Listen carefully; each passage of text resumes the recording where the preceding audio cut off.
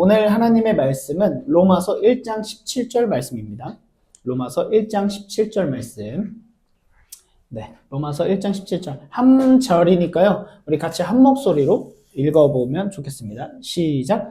하나님의 의가 복음 속에 나타납니다. 이 일은 오로지 믿음에 근거하여 일어납니다. 이것은 성경에 기록된 바 의인은 믿음으로 살 것이다 한 것과 같습니다. 아멘. 네, 오늘 기쁜 날 허락하신 우리 하나님께 감사의 박수 올려드리겠습니다. 날도 좋고 원래 주말에 계속 2주 연속 주말에 비도 오고 막 그랬었는데 오늘 날도 너무 좋고 네, 기쁜 날을 또 허락해 주셨습니다.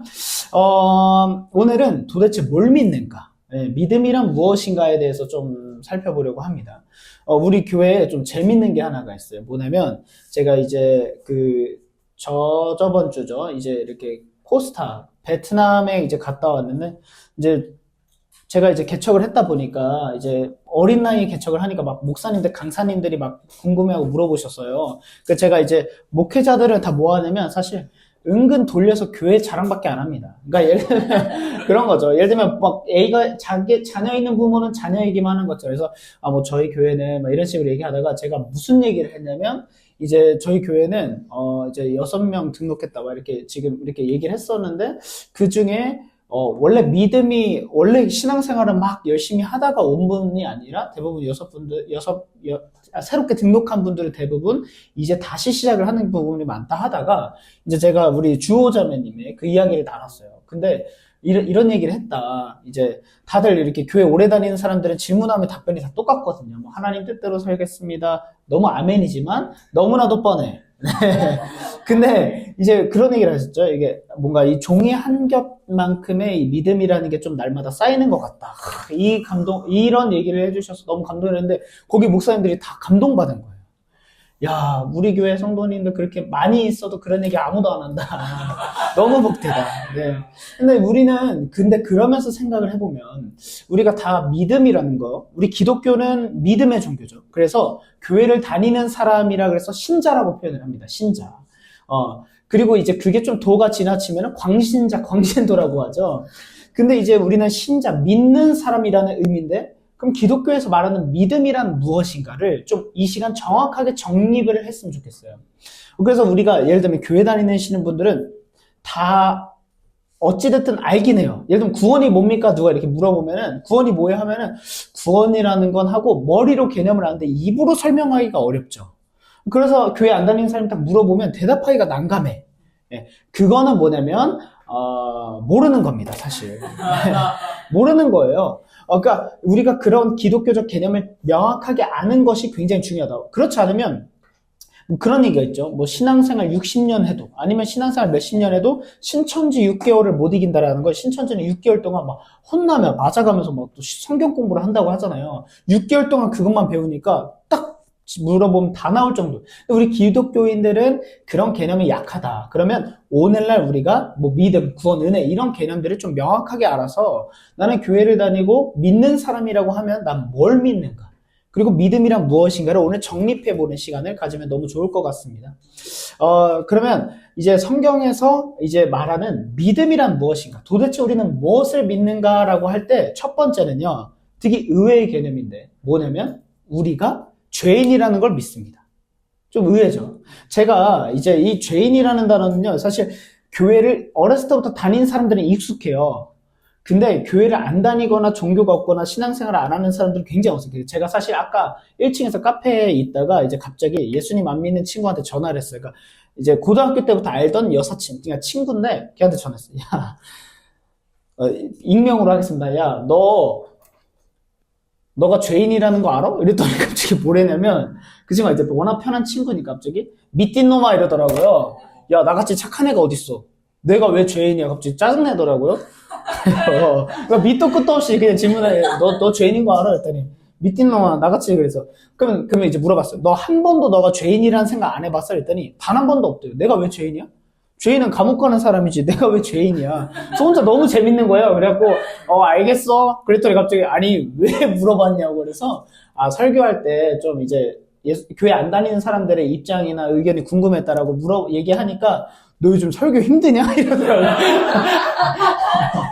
야, 니 뭐 힘들어? 막 이래가지고 예, 그런 친구랑 이제 얘기를 했는데, 그러니까 뭐냐면 교회를 안 다니거나 이 개념이 신앙의 믿음의 개념이 없는 사람은 내가 죄인이라는 걸 인정하고 받아들이기 쉽지 않습니다.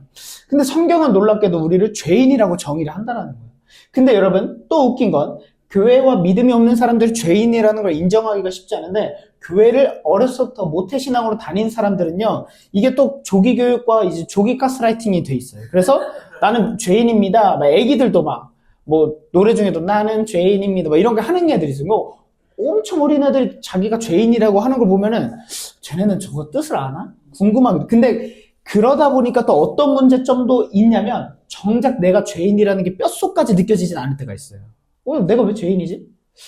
근데 어쩔 때는 나 나름대로 선량하게 착하게 사는데 죄인은 감옥에 있어야지. 나는 그러니까 듣기만 하고 내가 죄인이라는 거에 대한 동의가 진짜 되지 않으니까 진정한 회개가 없습니다. 기독교에서 중요한 회개가 없어요.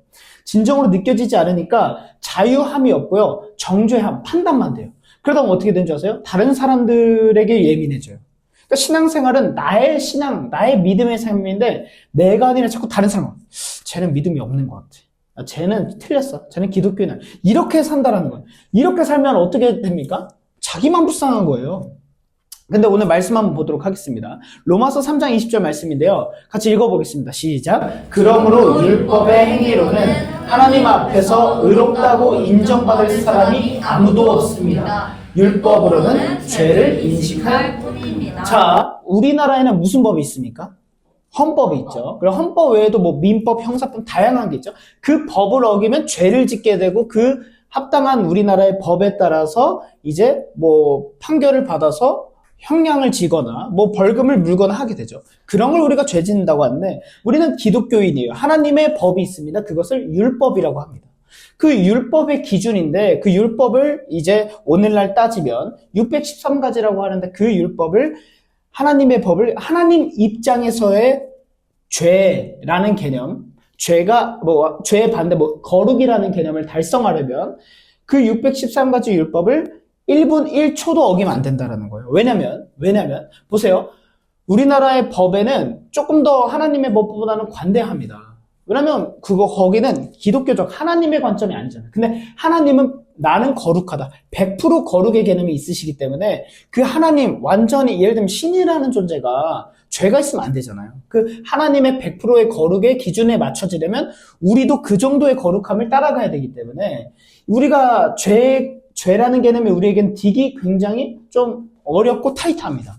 그래서 613가지나 되는 그 법, 뭐뭐 하지 마라, 뭐뭐 먹지 마라, 뭐뭐 해라, 막 이런 것들을 완전히 지켜야 된다. 근데 여러분 이게 가능할까요? 어려울까요? 어렵습니다. 단순히 그냥 신호등 지키고 이 정도 문제가 아니라는 거예요. 그러므로 우리가 지금까지 구약의 모든 역사를 봤을 때 결론이 도달한 건 뭐냐면 나의 행위로서 나의 노력으로서는 나의 거룩을 이룰 수 있다 없다? 없다에 도달한 거예요. 그래서 율법주의자, 그 율법에 대해서 누구보다 전문가라고 하는 바리새인조차도 실패했단 말이에요. 하나님은 이렇게 말씀하세요. 거룩의 기준, 그리고 어떤 게 죄인지에 대한 기준은 하나님 앞에서 달려있다는 거예요. 즉 우리 인간의 노력으로는 이걸 이룰 수 없다라는 거예요. 근데 이런 생각이 있기 때문에 내가 죄인이 아니라고 생각을 하는 거예요. 내가 죄를 지어야지 죄인인 거 아닌가? 라는 생각이 있기 때문에 그런 관점으로 봤을 때 나는 죄인이 아니라는 생각이 드는데 성 어거스틴이라는 이제 좀 훌륭한 분이죠. 이분이 이런 말을 남겼어요. 여기 없나요? 네, 여기 있습니다. 이분이 이런 말을 남겼어요. 우리는 죄인이기 때문에 죄를 짓는 것이지 죄를 지어서 죄인이 되는 것이 아니라는 거예요. 그러니까 이런 개념을 죄를 지어야 죄인인 게 아니라 우리는 그래서 우리 뭐 옛날에 이제 도덕책에도 보면 성선설, 성악설 이런 게 있죠. 조금 더 쉽게 설명드리면 우리 기독교는 성악설이 맞다고 믿습니다. 태어나면서 선한데 점점 악해지는 게 아니라 우리는 태어나기 죄인으로서 태어났다는 거예요. 왜냐면 아담과 하와의 죄가 계속해서 우리에게 연결되고 이어지기 때문인 거죠. 저는 성악설을 뭐 종교적인 걸 떠나서 믿게 된 게 뭐냐면 애기들 있잖아요. 애기들이요 막 천사 같고 너무 예쁘잖아요. 근데 애기 좀 짜증나면 어떻게 되는 줄 아세요? 아기들 성깔 상했습니다. 가끔 보면은 막 이렇게 장난쳐주고 막 이렇게 먹을 거 말까 이렇게 하다가 제가 이제 애기한테 이렇게 막 먹을 거 줄까 말까 이렇게 몇 번 한 3번 하니까 갑자기 애기가 그 조그만 애가 막 나를 때리려고 막 하면서 이렇게 하더라고요. 인간은 악하다. 그때 깨달았어요. 우리는 성악설이 맞다고 했습니다. 인간은 기본적으로 악해요. 그러기 때문에 우리는 죄를 짓죠. 예를 들어서 이런 게 있죠. 뭐 저한테 막 그런 거 힙합 악한 거 아니에요? 막 이런 것도 물어봅니다. 저는 이 힙합 랩을 하는 사람이니까. 힙합이 악한 게 아니라 인간이 악하니까 힙합을 악하게 쓰는 거죠. 예. 여러분 우리 마약 다 악한 거 알죠? 마약을 하면 안 된다는 거 알죠? 근데 치료할 때 마약을 많이 쓰잖아요. 암에 걸리셔서 고통이 너무 심하면 마약을 통해서 우리 고통을 좀 덜어준다든가. 근데 그거를 악하게 나의 쾌락을 위해 쓰니까 악한 거듯이 우리 인간이 악하다라는 거예요. 그러면 그 다음에 말씀을 한번 살펴보도록 하겠습니다. 로마서 3장 10절하고 12절 말씀입니다. 읽어주시면 감사하겠습니다. 시작. 성경에 이렇게 기록되어 있습니다. 의인은 없다. 한 사람도 없다. 모두가 그 길로 빠져서 쓸모가 없게 되었다. 선한 일을 하는 사람은 없다. 한 사람도 없다. 무슨 말이냐면 그냥 짧게 말씀드릴게요. 다 죄인이라는 거예요. 저는요 어렸을 때부터 부모님이 목회자시니까 죄인이라는 얘기를 많이 들었는데 어떤 생각이 있었냐면 죄인이라는 게 박혔고 또 근데 한번 생각도 해봤어요. 그러면 죄인의 반대 의인이잖아요. 근데 내가 의인인가 해보니까 아닌 것 같긴 해.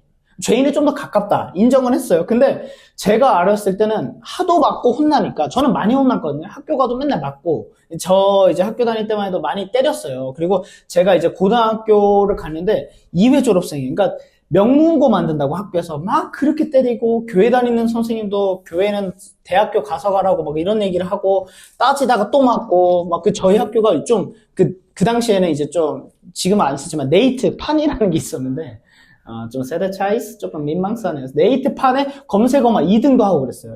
어떤 선생님이 막 어떤 학생 130대 때려서 지금이었으면 난리 났을 텐데 그 당시에 네이트판에 올라가서 막 그 선생님이 사과하고 막 이랬던 일도 있어요. 그러니까 많이 맞고 이랬는데 저는 이런 생각이 드는 거예요. 내가 잘못한 것보다 더 많이 맞는 기분? 내가 잘못한 것보다 더 많이 혼난다고 느끼다 보니까 과한 거예요. 그러니까 어떻게 되는 줄 아세요? 반발심과 분노가 생겨요. 아니 내가 이 정도로 혼나야 돼? 아니 내가 이 정도로 잘못했어? 막 이런 반발심이 생기는 거죠. 그러니까 이미 죄값을 치렀잖아. 난 이미 내가 맞아서 혼났잖아. 근데 왜 또 나보고 죄인이라고 하지? 평생 죄인이래. 너무 짜증나더라고요. 저도 부정하고 싶었어요. 그런데 기독교엔 놀라운 섭리가 있는데 뭔지 아세요? 신앙생활을 열심히 하는 신실한 분. 예를 들면 우리 교회는 이제 어른이 없으시지만 막 날마다 기도하시고 너무나도 인상 좋으시고 막 이러신 분들 있잖아요. 그분들이 막 울면서 기도하는 얘기를 들어보면은 나는 죄인입니다. 주님 막 이렇게 하세요. 아니 천사 같은 분이 막 그런 고백을 한다는 거예요. 즉 뭐냐면 우리 기독교인에게 죄인이라는 개념은 내가 죄인입니다를 스스로 주장해서가 되는 게 아니에요. 놀라운 게 있는데 기독교인이 아닌 사람이 나는 죄인입니다 하는 게 아니에요. 예수님을 믿는 사람이 오히려 내가 죄인입니다라고 고백을 하는 거예요. 즉 뭐냐면 나의 존재, 나의 첫 번째 존재 죄인이라는 개념은 믿음이 있는 사람만 고백할 수 있다는 거예요. 놀랍죠? 은혜인 건데 은혜를 받은 사람이 하는 첫 번째 고백은 내가 죄인입니다라는 거예요. 그래서 은혜를 받고 나면 어떤 기도가 시작이 되냐면 회개 기도가 시작이 되죠. 회개 기도라는 건 뭐냐면 이전의 나의 모습에서 돌이켜 살아가겠다. 이제는 하나님의 뜻대로 내 뜻대로 살아가던 삶에서 하나님 뜻대로 살아가겠다라는 회개의 기도가 시작이 되면서 나의 존재의 변화가 시작이 된다라는 거예요. 저는 어렸을 때 이제 뭐 중고등학교 때 이제 약간 조금 방황하고 할 때 수련회 가면은 막 엄청 기도 열심히 하고 막 이렇게 하거든요. 막 좀비처럼 일어나서 막 뛰면서 찬양도 하고 근데 재밌고 즐겁긴 해요. 그러다가 누가 막 울면서 기도하는데 저는 기도가 안 나오니까 몰래 들어봤어요. 근데 듣고 보니까 진짜 얘 나쁜 놈 맞더라고. 뭐 어렸을 때 엄마 5,000원 훔쳤습니다. 막 이런 거 회개기도 하더라고요. 친구 몰래 시험을 베꼈습니다 하면서 속으로 엄청 정죄했죠. 야, 니는 교회 다닌다고 하면서 그러면 되냐? 안 믿어지면 이러고 있는 거예요. 야, 너 진짜 죄인이다. 울면서 야, 너 같은 놈은 진짜 벌 받아야 돼. 이렇게 된다라는 거예요. 회개 기도를 들으면 다 나쁩니다. 그러나 내가 믿음을 갖게 되면 나에게서 나오는 회개 기도도 같다라는 거예요. 놀랍죠? 은혜를 받아서 나는 이제 거룩한 존재입니다가 아니라 뭐가 시작이 되냐면 죄인이라는 인정이 시작이 된다. 왜냐?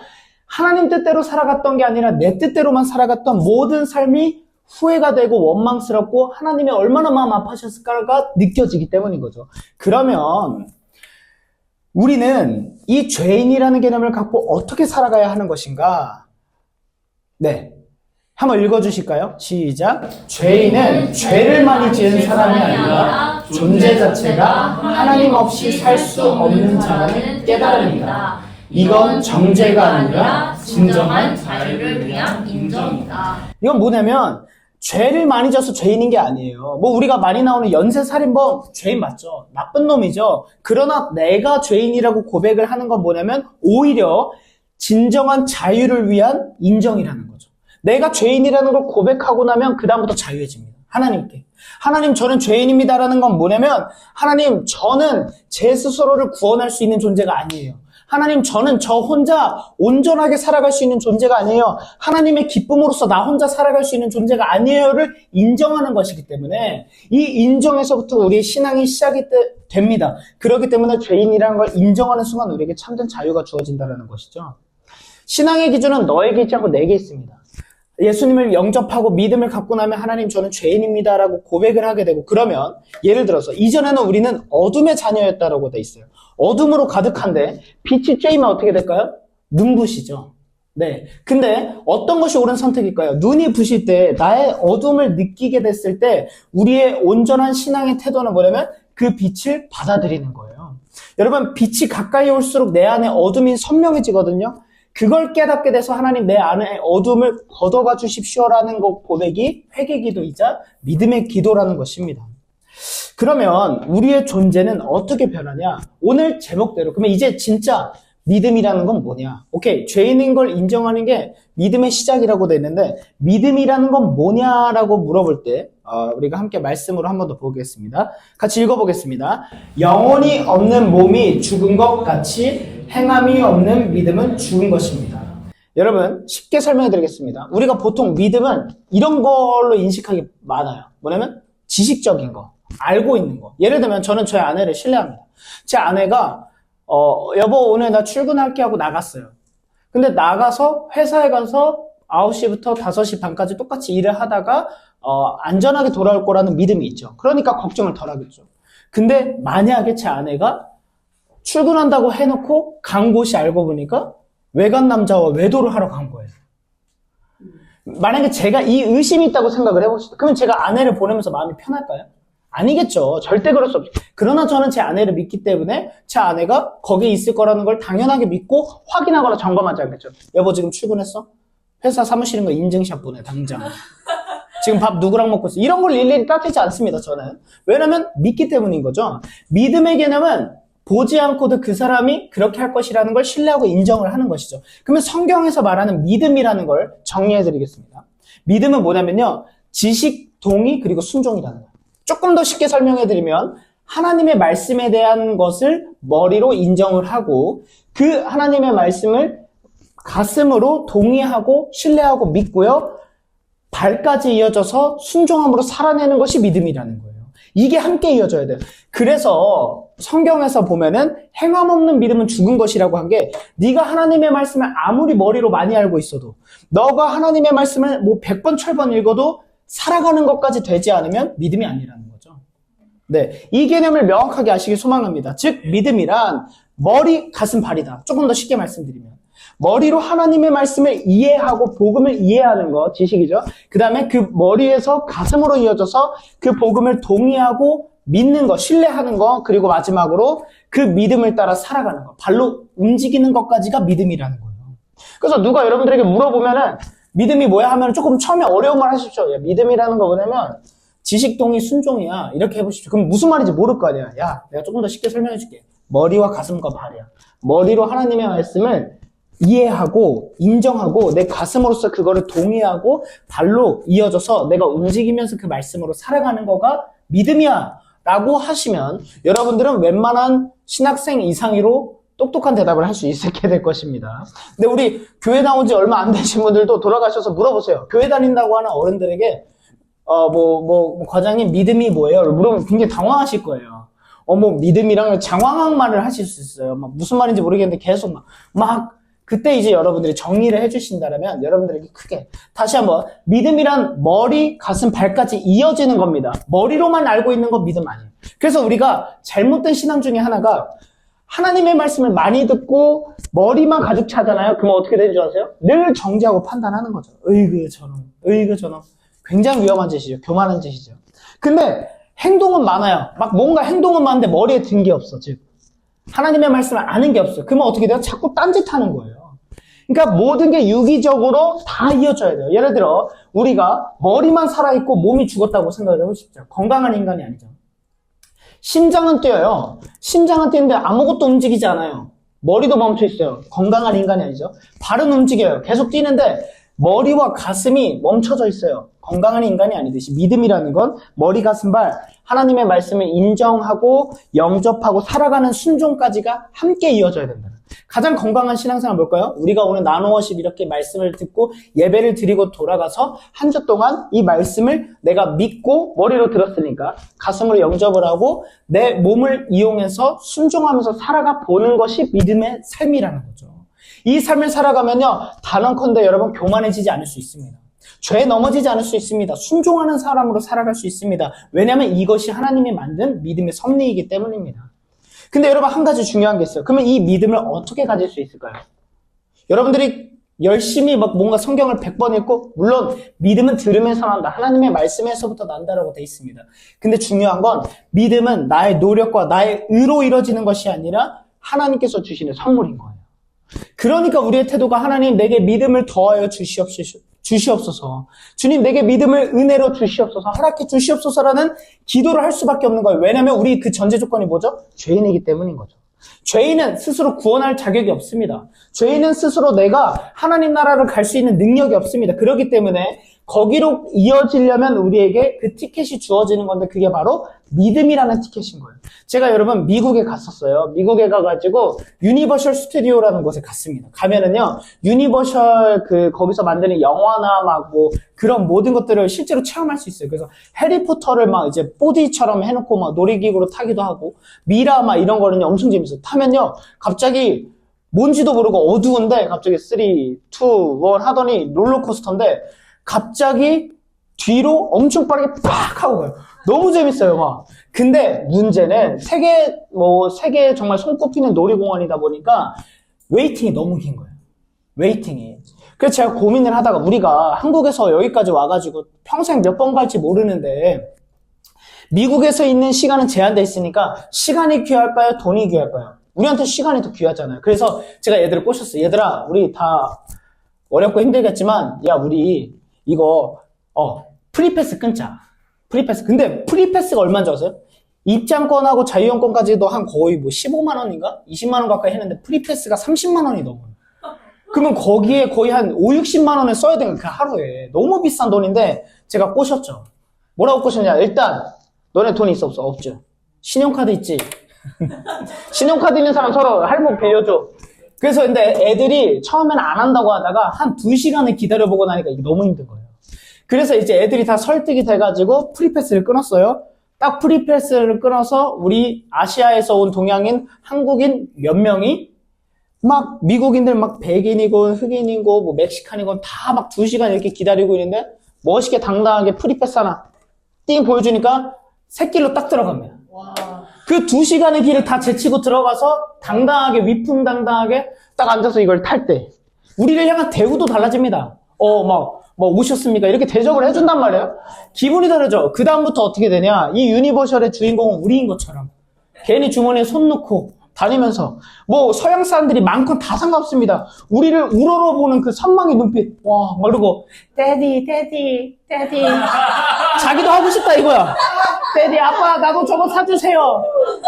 영어는 못 알아듣겠지만 배포할 수 있었어요. 아빠의 대답은 이거였어요. 돈 없어 임마, 기다려. 근데 우리는 데디 다 상관없습니다. 프리패스 하나 딱 끊고 하는 거. 여러분, 믿음이라는 건 뭐냐면 쉽게 설명해 드리려고 이 예화를 들었는데 믿음이란 이런 거예요. 나는 자격이 없어요. 하나님 나라에 들어갈 수 있는 자격이 없다니까요. 입장권 돈으로 못 가요. 우리 이런 찬양을 어릴 때 돈으로도 못 가요. 어디죠? 하나님 나라. 굉장히 진리를 담은 찬양이에요. 요즘 이런 찬양이 없어요. 근데 믿음이라는 걸 갖게 된 건 뭐냐면 돈으로 구입한 게 아니라 하나님이 나에게 선물로 띵 하고 프리패스권을 보내주신 거예요. 그러면 이 프리패스권이 있으면 어떻게 됩니까? 하나님의 심판대에 있어서 하나님 나라로 자동 승차하는 되는 거예요. 천사가 우리를 떠받게 되게 되는 거예요. 야, 얘와 좀 기발하지 않았습니까? 우리 하나님께 영광을 박수 올려드리겠습니다. 믿음이라는 건 이런 거라는 거예요. 내게 주어진 프리패스권이다. 근데 그건 돈으로도 살 수 없고 나의 어떤 능력과 의지로도 살 수 없는데 오직 하나님께서 우리에게 선물로 주시면 그 프리패스건 갖고 하나님 나라의 백성으로서 더 이상 죄인으로 살아가는 것이 아니라 의인, 하나님 나라의 백성으로서 갖는 시민권을 갖고 살아가게 된다는 것입니다. 그러면 여러분, 믿음이 뭔지 이제 알게 되었죠? 그러면 이제 넘어가서, 자, 믿음은 알았는데, 그러면 이제 우리가 알아야죠. 뭘 믿는 존재일까요? 오케이, 나 믿음은 알았어. 머리, 가슴, 발, 지식, 동의, 순종 알았어요. 근데 뭘 믿으세요, 여러분? 나를 믿습니까? 나를 믿어서 내가 죄인에게서 해방될 수 있을까요? 아니잖아요. 날 믿고 살아봤자 우린 평생 죄인이라는 딱지 속에 살아간다니까요. 뭘 믿냐? 뭘 믿을까요, 우리가? 누구를 믿을까요? 예수님을 믿죠. 예수님을 믿는다고 하는데 그럼 예수님의 뭘 믿습니까? 이제 여기서부터 동공지진이 나죠. 쉽게 정리해드리겠습니다. 예수님을 믿는다고 할 때 첫 번째 따라해봅시다. 인격. 두 번째 사역. 자, 여러분 예수님이라는 존재가 있었다라는 것은 기독교인이 아니어도 다 믿습니다. 역사 4대 성인 막 배우면서 다 배우고 역사에 대해서도 예수라는 인물이 있었다 다 배웁니다. 우리는 다 알고 있습니다. 근데 예수님을 믿는다라고 했을 때 뭘 믿느냐라고 하면 첫 번째는 인격인데 뭐냐면 예수님이 누구신가를 믿는 거예요. 근데 이거에 대한 가장 명쾌한 답은 이전에 설교했던 가장 충격적이고 위대한 고백에서 주는 그리스도시요 살아계신 하나님의 아들이라는 거 우리가 믿는다라는 거죠. 사도신경이라는 게 있습니다. 여러분 내가 믿는 게 뭔지가 헷갈리면은 성경책 앞부분을 펴보면 사도신경이 있는데 사도신경이 뭐냐면 우리 기독교인이 뭘 믿는가에 대한 고백인데 주는 그리스도시요 살아계신 하나님의 아들이라는 그 사도의 고백을 바탕으로 쓰여진 게 사도신경이란 말이에요. 거기서 보면 우리가 예수님의 어떤 걸 믿는지가 나와 있어요. 두 번째는 뭐냐면 예수님이 무엇을 하셨는가. 가장 대표적인 게 뭐죠? 예수님이 우리를 위해서 십자가에 못 박혀 죽으시고 부활하셨다. 그리고 예수님은 다시 이 땅에 오실 것이다라는 그 예수님의 복음을 우리가 믿습니다. 즉 예수님의 인격과 사역을 믿는데 이거를 좀 더 요약하면 주는 그리스도시요 살아계신 하나님의 아들이라는 것과 예수님께서 우리를 위해 행해주신 이 복음을 믿는다라는 것이죠. 이 두 가지를 믿는다라는 개념이 굉장히 중요합니다. 이걸 잘 이해하시기 바랍니다. 이거 기독교 교회 다니면서도 모르는 분들이 많아요. 모르면서 주님 믿습니다 하는데 제 생각에 예수님도 답답하실 것 같아요. 넌 진짜 날 믿니? 내가 뭘 했는지를 아니? 내가 어떤 존재인 줄 아니? 하나님의 아들이심에도 불구하고 이 땅에 오셔서 여러분들을 위해 죽으신 거. 예수님이 어떤 분이신가를 믿고 나는 예수님이 나를 위해서 무엇을 하셨는가를 믿습니다라는 게 우리 신앙인들의 고백이라는 거예요. 저는 믿음의 존재입니다. 신자입니다라고 고백할 때 그 믿음이 무엇인지 나는 무엇을 어떤 존재를 믿는지가 여기에 다 담겨있다는 것입니다. 이거를 명확하게 아는 우리 나눔처치 모든 성도님들 되기 주님의 이름으로 축복합니다. 이 두 가지가 사실 우리 믿는 신앙의 가장 기본기이자 중심이자 어떻게 보면 전부라고도 할 수 있는 거예요. 이 안에서 우리는 천국행 프리티켓을 얻을 수 있는 것이죠. 이걸 믿는 존재가. 그러나 머리로 안다고 해서 이거를 달달달 외운다고 해서 정답을 받는 것이 아니라 누구에게서부터 이 선물이 주어진다고요? 우리 하나님에게서 주어진다. 그러니 우리가 하나님께 해야 되는 태도는 주님 내게 믿음을 주시옵소서라는 고백인 것이죠. 그러면 이제 짧게 이 우리에게 죄라는 의미에서 구원에 이르기까지의 내용을 짧게 설명해 드리도록 하겠습니다. 죄인에게는 구원이 있을까요? 없을까요? 예를 들어서 봅시다. 제가 죄를 졌어요. 아니. 우리 민준이가 죄를 졌어요, 갑자기. 그래서 민준이가 경찰서에 딱 간대. 근데 민준이가 그 죄를 짓지 않았다라는 걸 증명해줄 사람이 필요해요. 그래서 민준이가 생각을 하다가 가족이 알면 걱정할 것 같아서 갑자기 새벽 1시에 저에게 전화를 했어요. 자다가 민준이네? 받았어. 여보세요? 이렇게 했더니 민준이 말 들어. 목사님, 일이 하나 있습니다. 그래서 뭔데? 무슨 일이야? 했더니 경찰서로 좀 와달래. 깜짝 놀래가지고 막 이렇게 갔어요. 이제 가가지고 봤는데 민준이는 이제 저를 신뢰하고 하니까 와달라 했겠죠. 그래서 윤민준 씨가 이제 오늘날 이 시간에 교회 안 있고 죄를 졌다라는 게 이제 있는데 이거 맞습니까? 교회 있었습니까? 증명해 주십시오 막 이랬어요. 그래서 제가 막 증명하고 증언을 했어요. 민준이는 그때 죄 안 졌고 우리가 같이 있었어요. 제가 그때 같이 뭐 다른 걸 하고 있었다고요. 죄인이 아니에요. 이렇게 다 증명을 최대한 했는데 반전이 있는. 그래서 경찰이 알겠습니다 하고 그러면 아닌가 보다 하고 딱딱 뭐 조사하고 딱 CCTV로 확인을 했는데 민준이가 죄를 진 게 맞았어. 근데 하나 반전이 더 있네. 나랑 같이 죄를 짓고 있었어. 반전인 거죠.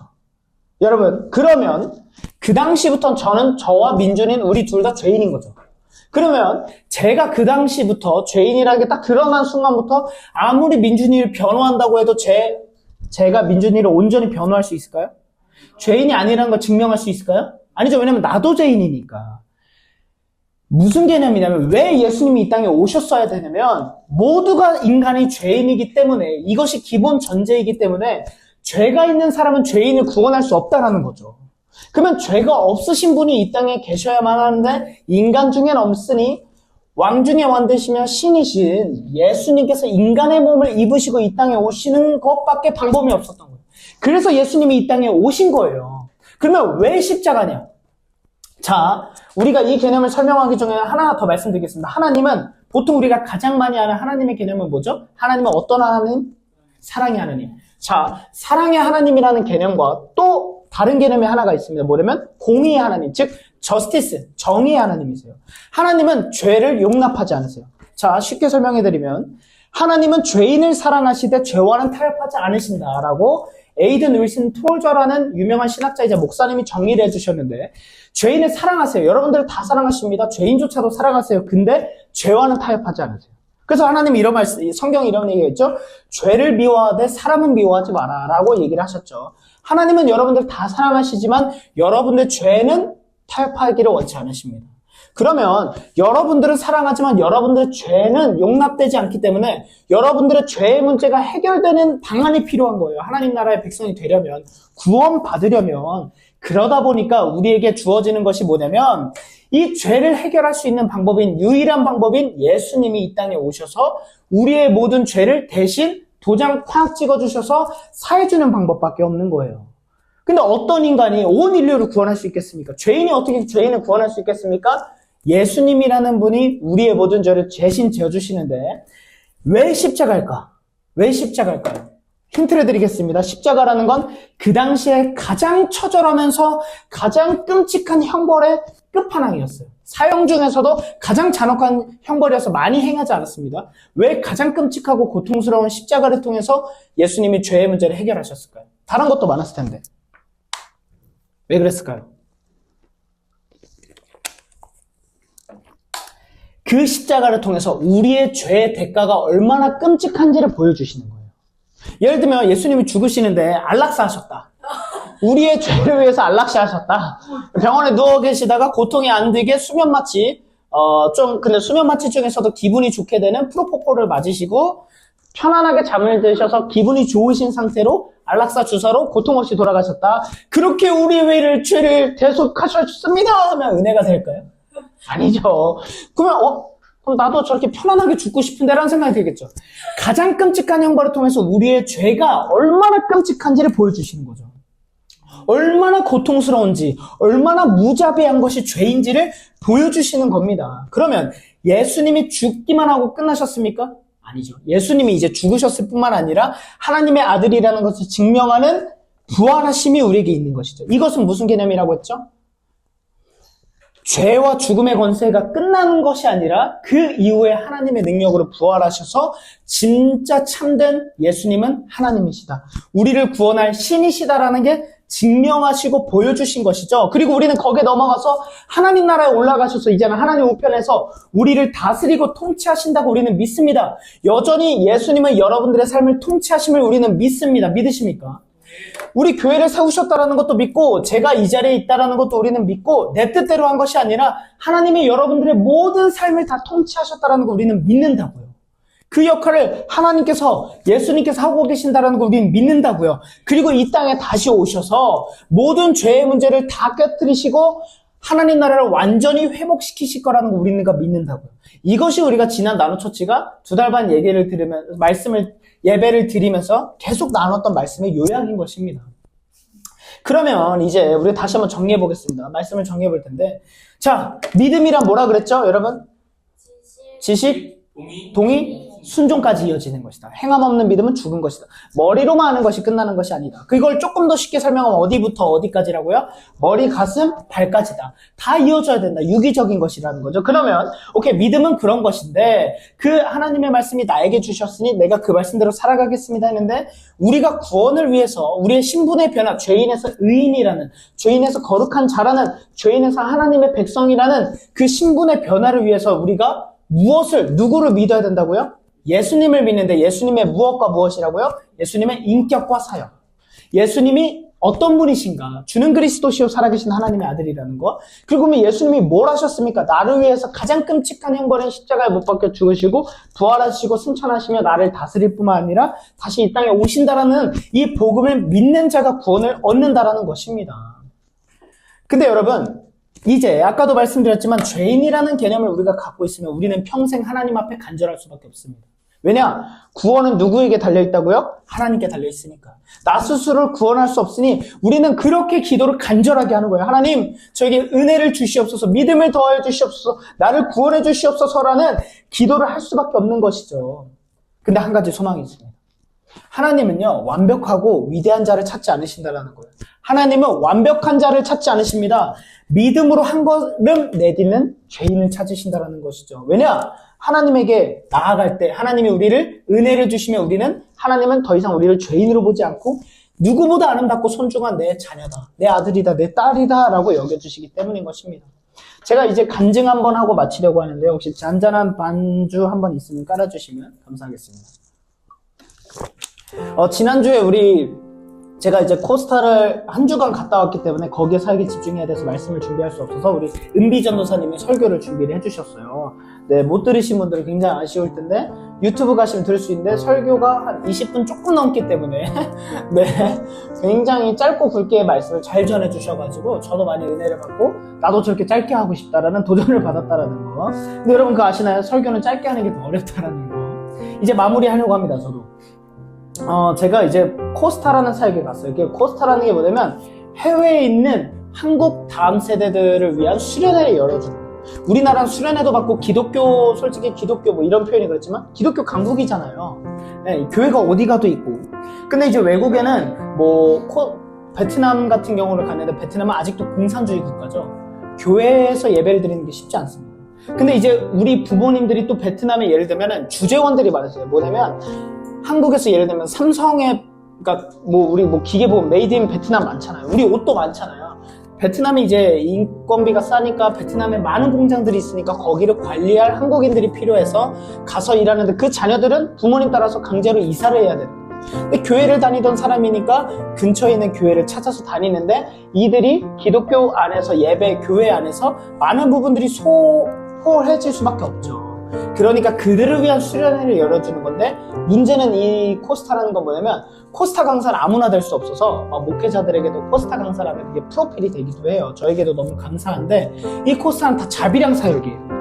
제가 비행기표를 받아서 가서 제가 많은 걸 했거든요. 공연도 했죠. 힙합 공연도 하고 설교도 하고 MC도 가지고요, 행사에. 그 다음에 특강도 2번이나 했어요. 근데 제가 돈을 받는 게 아니에요. 만약에 한국에서 제가 초대받아서 그렇게 하면은, 그렇게 5번 하면 꽤 많은 페이를 감사하게 받을 수 있겠지만 제 돈으로 비행기표를 끊어서 가서 섬겨야 되는 거예요. 여러분들 저는 아시다시피 개척도 했고 제가 많은 돈을 벌면서 살아가는 사람이 아닌 거잖아요. 그렇기 때문에 저에게도 사실 그거는 순종의 영역이었어요. 요청이 왔어요. 베트남 코스타로 가서 좀 섬겨줄 수 있냐? 저에게 일주일을 빼야 됐고요. 제 자비량을 통해서 돈을 내야 됐어요.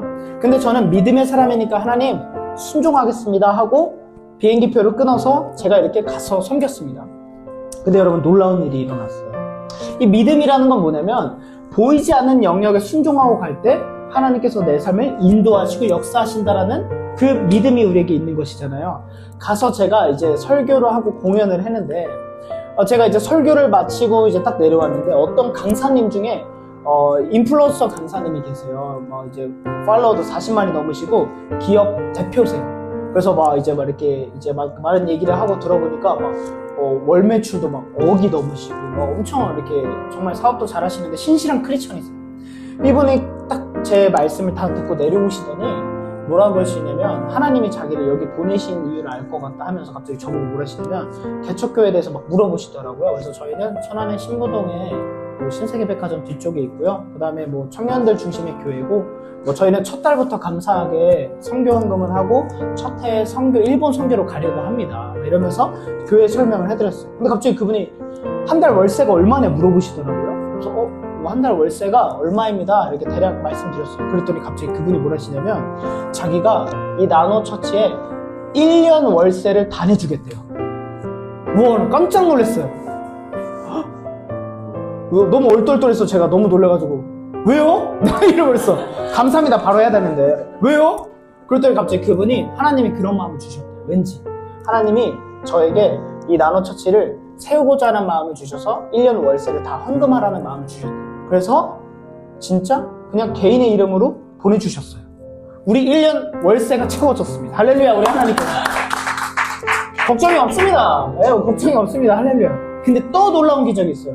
어떤 목사님께서, 부산에 계신 목사님께서 갑자기 다비드 그 교회 음향 이런 건 어떻게 하고 있어? 이러시더라고요. 왜냐면 제가 개척했지만 우리 다 청년들인데 돈이 어딨어요. 이거 다 학교에서 무상으로 빌리고 있거든요. 나사렛대학교에서. 예, 인간의 그걸 뭐라 그랬죠? 정을 이용해서 불쌍한 척 해가지고 교목 목사님한테 장비 좀 빌려달라 해서 맨날 학교에서 가서 가지고 오는 거 다시 반납하는 거예요. 우리 장비가 없단 말이에요. 그 목사님께서 자기가 아는 목사님 중에 이런 개척교회 음향 장비를 무료로 다 세팅해 주시는 분이 계신데 그분께 저희 교회를 추천해 주시겠대요. 그러면은 거의 다 될 거라고 항상 그렇게 해주셨다고 하면서 그분에게 이제 사진과 영상과 우리 예배드리는 모습을 보내드리면 후원을 받으면 장비가 다 세팅을 해주시는 거예요. 무료로. 너무 감사하지 않습니까? 이것도 하나님께 영광의 박수를 드립니다. 저는 여러분들께 뭐를 말씀드리고 싶냐면 여러분 믿음으로 살아간다는 것은 현실을 초월하는 삶입니다. 저는 이런 얘기를 많이 들어요. 저는 이런 관증들이 많다 보니까 전 교회에 있을 때 한 청년이 아니 저랑 나이가 동갑인데 청년인데 이렇게 말투가 좀 완전 춤춘다. 아니 하나님이 목사님만 사랑하시나 봐요. 저랑 동갑인데 이런 말투를 써요. 그래서 왜요? 그랬더니 아니 저는 이렇게 뭐 하나님이 뭐 잘 안 해주시는데 목사님은 뭔가 하나님이 자꾸 많은 걸 다 해주시는 것 같대. 하나님이 목사님만 사랑하는 것 같아요. 그래서 제가 이제 그분에게 이런 얘기를 했죠. 저처럼 살고 싶으세요? 그랬더니 그렇대요. 그러면 한번 저처럼 살아보세요. 한번 믿음으로 가보시고 믿음으로 돈 없어도 선교해보시고 믿음으로 하나님을 기쁘게 하는 일들 막 해보세요. 하나님이 채워주세요. 그랬더니 갑자기 주춤하시더라고요. 네. 여러분 저는 이걸 하나 믿는 사람이에요. 제가 뭐 능력이 탁월하거나 특출난 사람은 전혀 아닌데 하나님이 저에게 마음의 뜻과 깊은 도전을 주셨을 때 일단 순종하자. 여러분 저 베트남 갈 항공료도 없어서 사실 할부로 했어요. 할부로. 네, 베트남 가는 항공비조차도 할부로 끊었다고요. 근데 그렇게 순종하고 거기서 최선을 다해 사역을 했을 때 하나님께서 더 놀라운 것으로 채워주십니다. 여러분 저는 거기서 깨달았어요. 믿음은 계산한 다음에 나아가는 게 아닙니다. 그건 현실을 보고 계산하는 사람인 거지. 믿음은 그 계산을 초월해서 나아가는 거예요. 저는 간증이 많습니다. 여러분 제가 전도사일 때 제 아내와 결혼했는데 26살 제 아내와 저는 29에 전도사. 돈이 있습니까? 없죠. 결혼도 믿음으로 했어요. 결혼을 하는데 믿음으로 했어요. 하나님께서 놀랍게 다 채워주셔서 저희는 잘 살고 있습니다. 저는 여러분들에게 당당하게 그래서 말씀드릴 수 있습니다. 하나님 앞에서 믿음으로 한 걸음 한 걸음 내딛다 보면 하나님이 100% 채워주실 수 있다는 거예요. 이 삶이 얼마나 감사합니까? 여러분들 지금 가진 게 없다고 하더라도 걱정하지 마십시오. 하나님께 순종하고 한 걸음 한 걸음 내딛다 보면 명확하게 말씀드리는 거 있는 건 하나님을 위해 살면 하나님이 채워주십니다. 그러므로 개념하면서 하나님 앞에 하는 거, 하나님 앞에 드리는 거, 이 예배 시간 결코 소홀하지 마시고 가장 우선순위로 놓고 하나님을 위해서 나의 모든 걸 헌신하면서 살아가다 보면 하나님이 채우실 것을 우리는 믿습니다. 저는 이것을 믿습니다. 그러면서 제가 그런 채워짐을 경험하면서 하나님께서 저에게 이렇게 말씀하시는 거죠. 청민아, 너 걱정하지 말고 날마다 믿음으로 순종하며 나만 따라와. 내가 너를 책임질게. 내가 너의 교회를 책임질게 말씀하시는 것 같았습니다. 저는 여러분들에게 도전하고 싶습니다. 오늘 말씀은 이 말씀이었죠. 마지막에 나와있습니다. 의인은 믿음으로 살 것이다. 여러분들은 더 이상 죄인으로 하나님을 바라보지 않습니다. 여러분들은 하나님은 의인으로 바라보십니다. 근데 거기에 전제 조건이 있는 거예요. 믿음으로 사는 자가 의인이라는 거예요. 여러분들에게 도전하고 싶습니다. 현실로만 계속해서 살아가시겠습니까? 여러분들이 버는 돈으로 살아가시겠습니까? 여러분들의 현실의 답답함과 두려움 속에서 헤엄치며 살아가시겠습니까? 아니면 진짜 하나님이 살아계신다. 진짜 나를 사용하신다. 진짜 내 삶을 온전히 만들어 가시고 가장 좋은 길로 역사하실 거라는 믿음을 갖고 믿음의 걸음을 한 걸음 한 걸음 내딛고 살아가십니까? 보이지 않을 때 순종하는 것이 믿음입니다. 여러분들은 지금 어떤 발걸음을 내딛으라고 하나님께서 도전하고 계십니까? 지금 여러분들에게 주님은 뭐라고 말씀하시는 것 같으십니까? 믿음은 추상적인 게 아니라는 것, 실제보다 더 명확한 실제라는 것을 우리가 믿고 이 시간 함께 기도하며 나아가셨으면 좋겠습니다. 하나님, 제 삶에 믿음으로 살아가기 소망합니다. 제 힘으로, 제 현실로 내 눈앞에 보이는 나의 그 좁디 좁은 시야로 살아가는 것이 아니라 하나님의 시선과 하나님의 역사와 하나님이 인도하실 것이라는 보이지 않음을 넘어선 그 나의 현실을 초월하는 믿음으로 살아가게 해주시옵소서. 하나님, 제가 어떤 삶에 순종하며 나아갈까요? 하나님, 제게 요구하시는 믿음은 무엇인가요? 알려주시옵소서라고 이 시간 함께 기도하며 나아가도록 하겠습니다.